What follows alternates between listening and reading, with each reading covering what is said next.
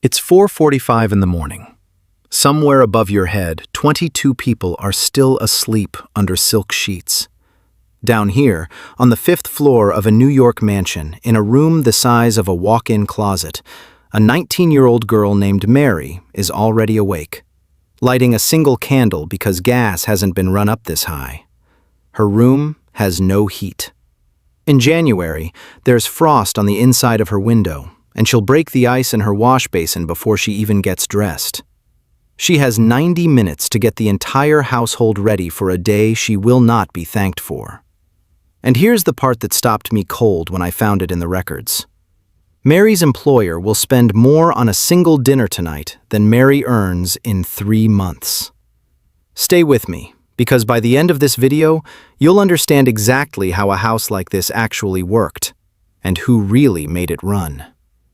New York City, 1895. The Gilded Age is at its absolute peak.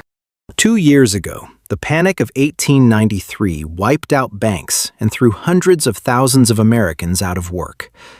And yet, on this street, you would never know it. New money is still pouring in from railroads, steel, and oil, and the families who have it are building mansions on Fifth Avenue that look like they were shipped over stone by stone from the Loire Valley. Ward McAllister has already told the newspapers that New York society contains exactly 400 people worth knowing, and every family on this block is fighting to be one of them. We're going to reconstruct one of these households today. Not the ballroom, not the family, but the world underneath it, the servants' quarters. I've built this from the 1900 federal census, from household account books, from Mrs. Beaton's Book of Household Management and the American manuals that copied it, and from surviving domestic service diaries of the period. Everything you see has been reconstructed visually with modern digital tools, guided by that research. Where the sources run out, I'll tell you honestly. And I'm following one composite figure, Mary, built from real records of housemaids working in Manhattan mansions in the 1890s. Not one specific person, but a realistic one. Quick thing before we go further. If you're the kind of person who's always wondered what everyday life actually felt like behind the pretty facades of history, that's exactly what this channel does. Hit subscribe so you don't miss the next reconstruction. Okay, back to the 5th floor, because Mary's day is only just starting. Here's something most period dramas get completely wrong. They show servants living in cozy little rooms with good light and a view. In reality, a big Fifth Avenue house from this era put its female staff on the top floor, right under the roof, in rooms that were brutally hot in July and freezing in January. Because heat rises to warm the family's rooms below, and by the time it reaches the attic, there's nothing left. Household inventories from mansions of this period list what was in those rooms: a narrow iron bed, a washstand, maybe one chair, and a small chest.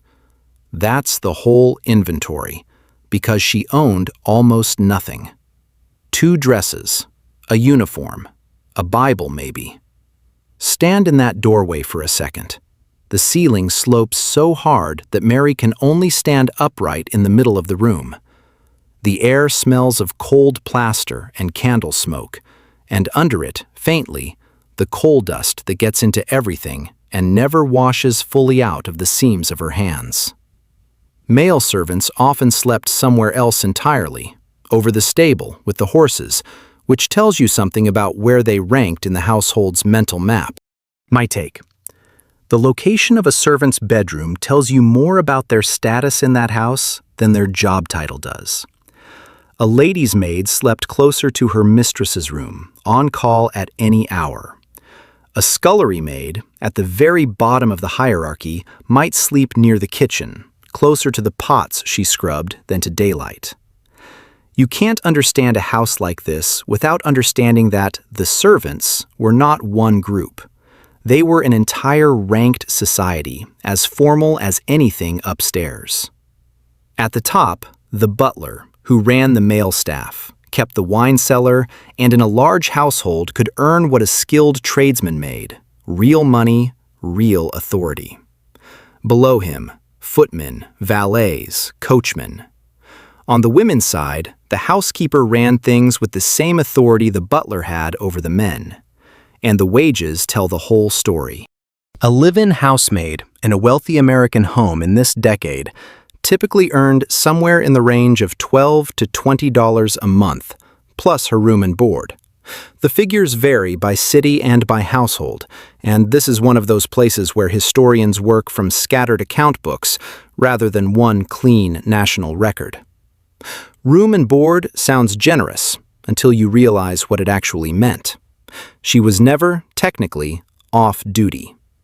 A cook, especially a trained one, could out-earn the butler. Food was theater in these houses. A bad dinner was a social catastrophe, so a good chef was worth protecting. That one detail always gets people. The person cooking your meat pie sometimes made more than the man announcing your guests at the front door. A serious Fifth Avenue mansion could run 20 to 25 servants deep, and every one of those roles had its own uniform, its own entrance, its own assigned seat at the servants' table. Rank downstairs was never left to guesswork. And a few of those jobs are worth pausing on, because they've vanished so completely we don't even have words for them anymore. There was the laundress, whose entire working life was boiling water, wrestling wet linen, and pressing it with flat irons heated on a stove. Irons she had to swap out every few minutes as they cooled, in a basement room where the steam ran down the walls. And there was the useful man. That's genuinely the job title used in employment records of the period. He carried coal, fixed the furniture, moved whatever needed moving, and he was often paid better than the housemaids for the simple reason that the household couldn't easily replace his back. By 5:30, Mary and the other housemaids are moving through the house before a single member of the family has opened their eyes. This is the part nobody upstairs ever sees, and it's the part that fascinated me most. Fireplaces, sometimes a dozen of them in one house, have to be cleaned out, relaid and lit, room by room, so that by the time the family wakes, every space they enter is already warm.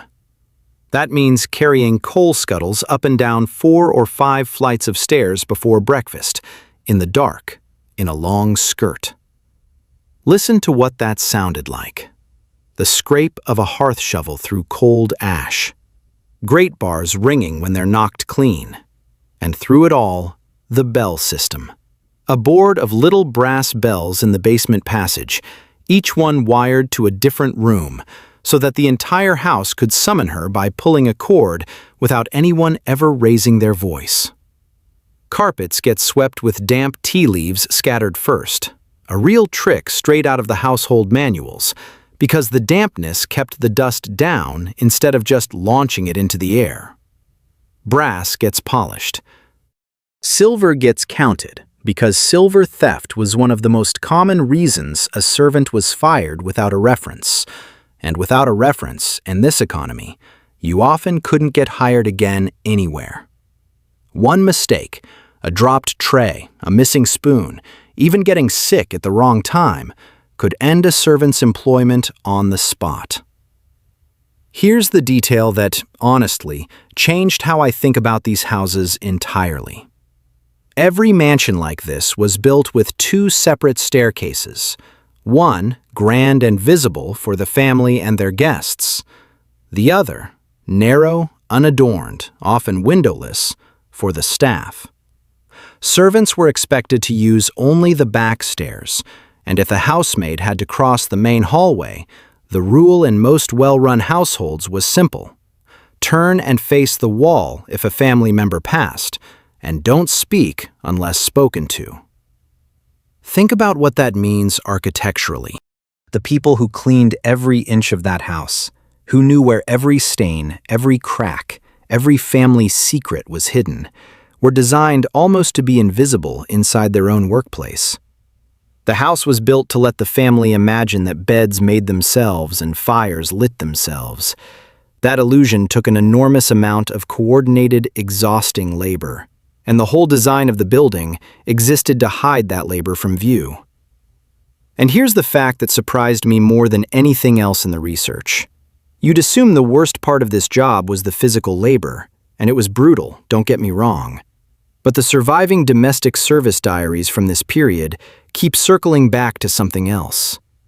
What servants complained about most wasn't the work, it was the isolation. Live-in staff often worked 6 days a week, sometimes with only a half day off, and even that half day had to be requested and approved. Some households restricted followers, meaning servants weren't allowed visitors or romantic relationships without permission. You could be 22 years old, working 16-hour days inside a house with 20 other people, and still be desperately lonely, because talking, laughing, or sitting down in the wrong room could get you a warning. By late morning, the kitchen is its own separate battlefield, run entirely by the cook, who technically outranked the housemaids and answered only to the housekeeper or the family. A dinner for the family and a dozen guests could involve 8 or 9 courses, each with separate sauces, separate service, separate timing. All of it cooked on a coal-fired iron range that had to be held at a precise, punishing heat all day. Kitchen maids and scullery maids did the lowest status work, scrubbing pots, plucking birds, hauling water. Picture the actual room. It sits below street level, so the light comes from small windows up near the ceiling, at ankle height to anyone walking past outside. It's hot, even in February. It smells of coal smoke, hot fat, scalding water, and the wet stone of the scullery floor.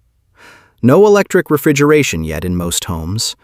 Ice arrives by cart and sits in a zinc-lined box that has to be refilled constantly, dripping into a pan somebody has to empty. No thermostat either. The range's heat is controlled by how much coal you shovel and when. Sauces get started 4 hours before anyone sits down. Bread rises overnight. Ice cream is hand-cranked in a wooden bucket packed with rock salt, and somebody's arm does that work for 20 minutes straight. A cook's reputation in this city could be made or broken by a single soufflé. Household account books from wealthy New York families in this decade show a single formal dinner costing more than a housemaid's entire month's wages, in food alone, before wine, flowers, or the extra waiters hired for the night. The servants eating leftovers in that basement kitchen hours later were often eating better than most working-class families in the city. And that contradiction is worth sitting with, because it isn't simple. By the standards of 1895 labor, these were relatively secure jobs. Steady food, a roof, a wage, at a moment when the Panic of 1893 had left factory workers with none of those things. They were also jobs with almost no personal freedom and constant risk of instant dismissal. Around 10, the family finally begins to stir, and this is where the lady's maid and the valet's day intensifies. A wealthy woman in 1895 might change clothes 4 or 5 times a day. Morning dress, walking dress, afternoon dress, dinner gown. And each change could involve corsets, dozens of tiny buttons, and hair that took a trained maid the better part of an hour to arrange. This wasn't vanity for its own sake. It was social code. Wearing the wrong outfit for the wrong hour was a visible failure of status, and the lady's maid existed to make sure that never happened. Historians still debate how much genuine closeness existed between these maids and the women they dressed. Some accounts describe real, decades-long loyalty. Others describe something closer to a business relationship with intimate access. Consider what the lady's maid actually knew. She dressed her mistress every morning and undressed her every night. She knew about debts, about arguments overheard through a door, about a marriage that looked perfect at dinner parties and wasn't. In some ways, she was the most trusted person in the house. trusted with keys, with jewelry, with secrets. And in other ways, she had almost no power of her own. Diaries from ladies' maids describe a strange double life. Dressed almost as well as their employers in public because a shabby maid reflected badly on her mistress, but paid a fraction of what that appearance suggested and dismissed on a moment's notice if the relationship soured.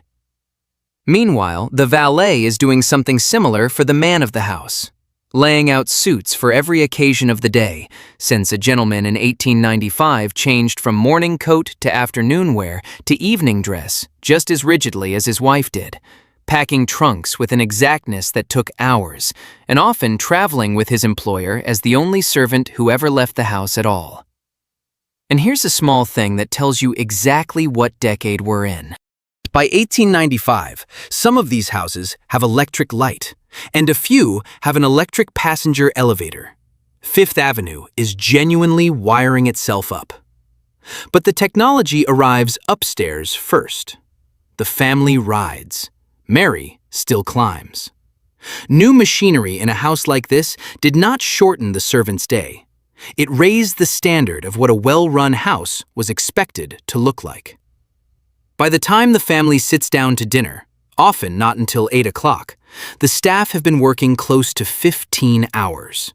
And the day isn't over. Fires need banking for the night. Dishes from an elaborate dinner need washing, drying, and putting away, often well past 11. The butler locks the silver in its safe and checks every door personally because he is professionally responsible for the security of the house. Only then is Mary allowed back up those narrow stairs to her cold little room on the 5th floor, where she'll get maybe 6 hours of sleep before doing all of it again.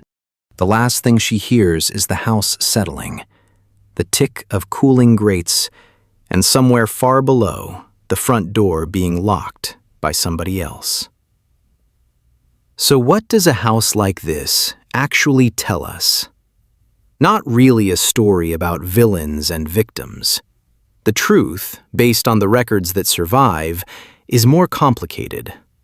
Some servants genuinely built careers, saved money, and moved up through this system. Others were trapped in it by simple lack of alternatives.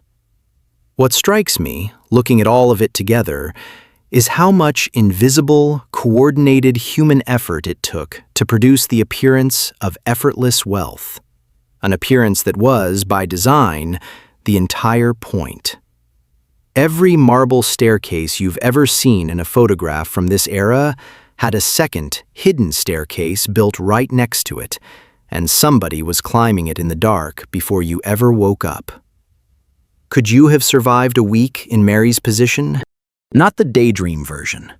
The 6-hour nights, the 6-day weeks, the invisible rules. Tell me honestly in the comments. And if this pulled you in, the video I'd point you to next goes through the other side of that door. A single day inside the family's rooms upstairs, hour by hour. Subscribe if you want to see that one when it drops.